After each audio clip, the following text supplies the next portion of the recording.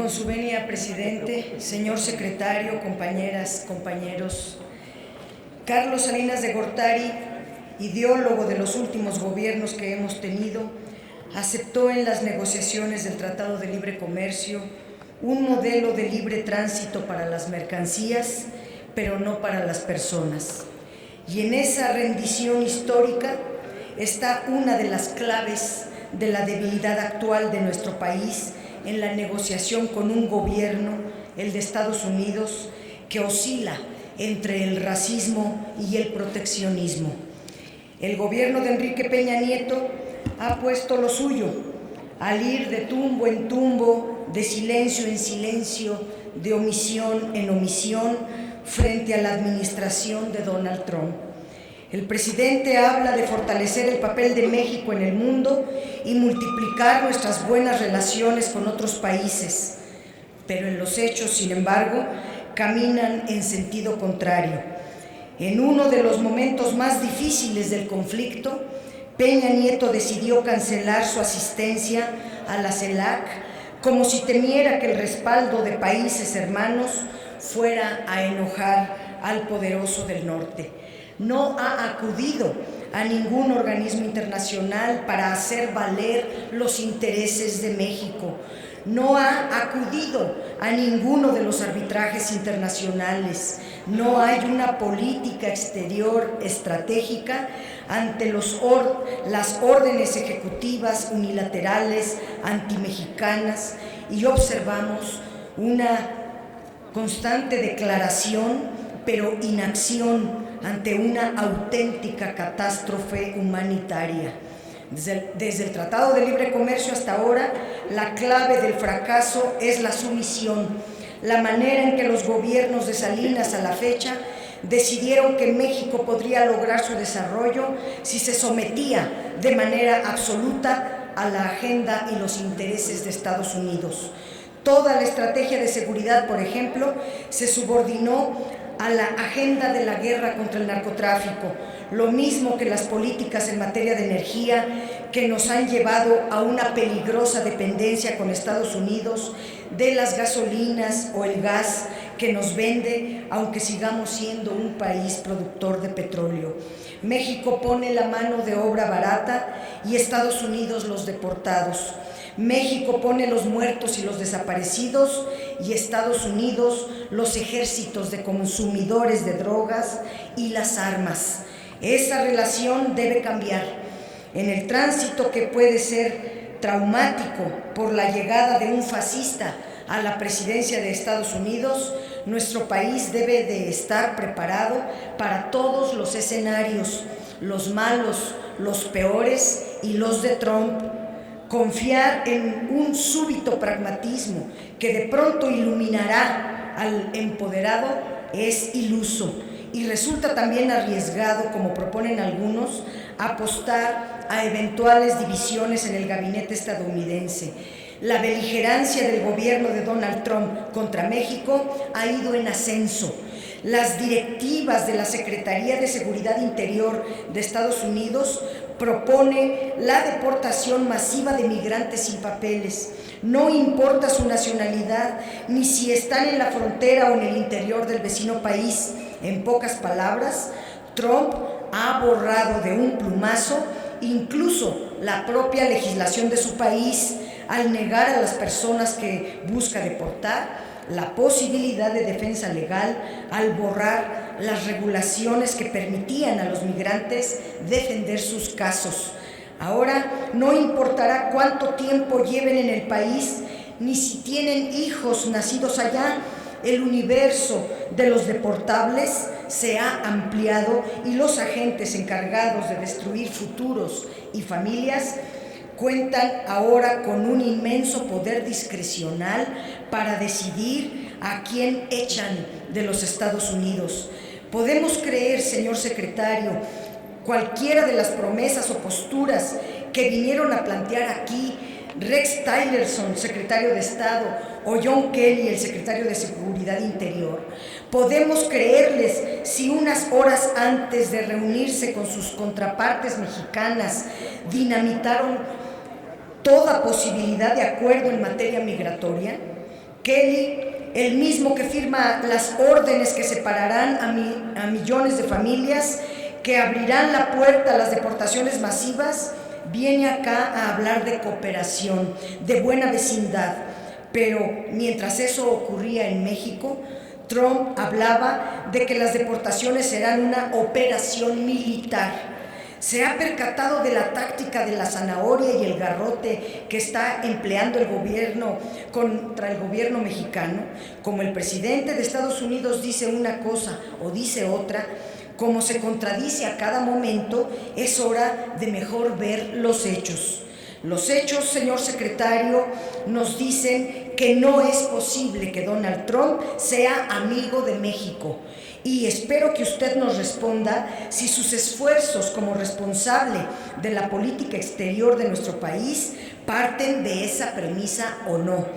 Sin esperar las acciones de este gobierno, la sociedad se organiza a lo largo y ancho de ambos países para resistir las que se prevén continuas embestidas cargadas de racismo y xenofobia, de odio a los migrantes y al vecino del sur. Se trata de la defensa de millones de personas de origen mexicano que viven en Estados Unidos. Más de la mitad de los estadounidenses reconocen que su nación fue forjada por inmigrantes y que sus aportaciones son vitales para la riqueza material y cultural. La mayoría, y ahí es donde nosotros como país debemos construir nuestras alianzas, se inclina por los valores de respeto, tolerancia e inclusión. Este día, hoy, Donald Trump comparece en el Capitolio ante el Congreso de su país. Se espera que entre los anuncios haya algunos que afectan directamente a México. Es el caso de su plan fiscal, que podría contener un impuesto fronterizo que dañaría de inmediato las exportaciones mexicanas. Es también el caso de su promesa de reducir impuestos a las empresas, lo que podría inhibir las inversiones estadounidenses en nuestro país. Es de reconocerse que en respuesta el gobierno mexicano haya dejado claro en nuestro país que solo se recibiría a los deportados mexicanos. Es un paso claro, pero inicial. Falta mucho. Las deportaciones y otros actos inamistosos del vecino deben tener una respuesta que vaya mucho más allá de las meras declaraciones. Donald Trump pretende aplicarnos un apartheid con su ominoso muro. Nosotros decimos no al muro porque es un acto hostil contra México y porque viola el derecho internacional. Si comienza la construcción del muro o incluso antes, debemos suspender la colaboración con Estados Unidos en materia migratoria, en nuestra frontera sur y a lo largo de nuestro territorio. Una colaboración que, por cierto, le ha ganado a México el vergonzoso título de deportador en jefe, porque ahora sacamos del país más ciudadanos centroamericanos que los que Estados Unidos deporta, incluyendo a los menores de edad no acompañados. Dadas las continuas agresiones del gobierno de Estados Unidos, no podemos sostener la presencia de agentes migratorios del vecino del norte en nuestra frontera sur. Con ese trato que hemos recibido, secretario, le pregunto, ¿debemos seguir permitiendo la presencia de agentes aduanales o de emisarios de la DEA en nuestras estaciones migratorias? ¿Debemos permitir que sigan aquí y estén armados? Respeto mutuo y buena voluntad, se dice, con una retórica quizá útil en situaciones de normalidad, que resulta incluso ridícula en el escenario de las agresiones permanentes que estamos viviendo. Mientras el gobierno de Estados Unidos aprieta tuercas, mientras se multiplican los terribles dramas humanos que implican las deportaciones, el gobierno responde con frases hechas, no con un lenguaje de la diplomacia, sino con el de la renuncia a la defensa de los más elementales principios de una nación que se pretende soberana. La llegada de Trump implica un nuevo tablero en la relación bilateral. No se puede seguir diciendo, como señaladamente hicieron el gobierno de Felipe Calderón y el actual, que la reforma migratoria de Estados Unidos es un asunto doméstico de ese país.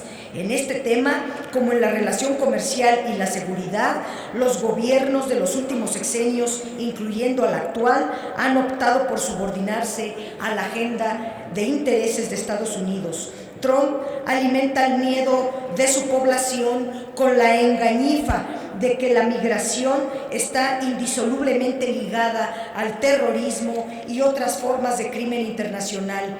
Mentiroso, contumaz, enfoca sus baterías contra México y presenta al muro como la solución final. Olvida convenientemente que desde los atentados en Nueva York en 2001 no ha ocurrido ni un solo incidente terrorista de importancia en la frontera con México. Las nuevas directrices estadounidenses suponen el inicio de una verdadera guerra contra los migrantes.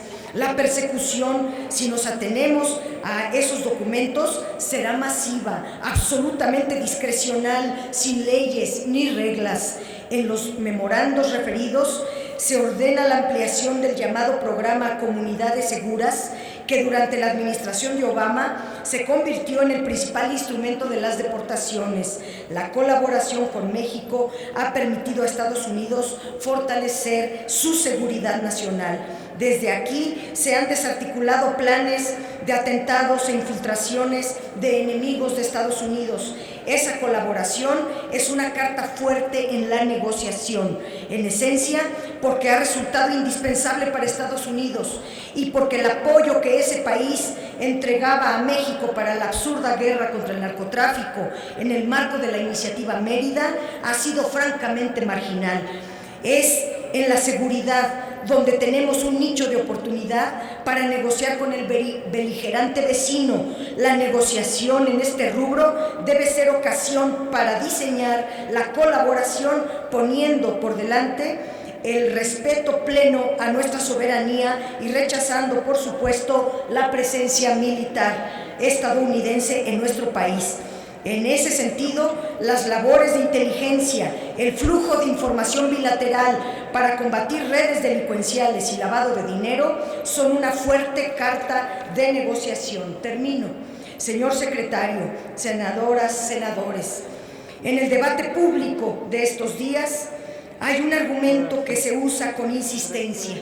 El gobierno de México, se dice, debe dar prioridad al uso de las mejores herramientas y la búsqueda de las mejores vías para tener una buena relación con Donald Trump. Tantos años de subordinación han nublado muchas mentes. No, senadoras y senadores, no, señor secretario. El gobierno de México debe tener una sola prioridad: defender a los mexicanos aquí en México y en el territorio de Estados Unidos. Lo demás son frases para ganar un pleito pequeño en Twitter. Muchas gracias. Muchas gracias a usted, senadora Dolores Padierna Luna. Tiene el uso de la palabra la senadora Gabriela Cuevas Barrón.